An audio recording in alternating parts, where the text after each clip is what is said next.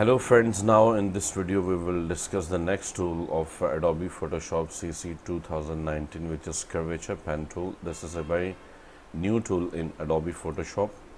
It works like this: when you click here and when you click there and when you click here, now you can see it will be a curve, and see like this entire curve.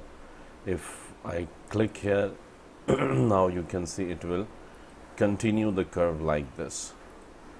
See,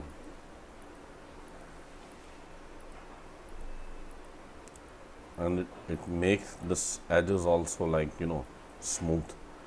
So then we can fill with color, or we can fill with gradient as well.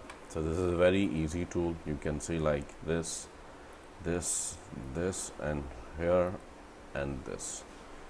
So we can use like for this purpose curvature pen tool to create to make shapes like with smooth edges. Thank you very much for watching the video.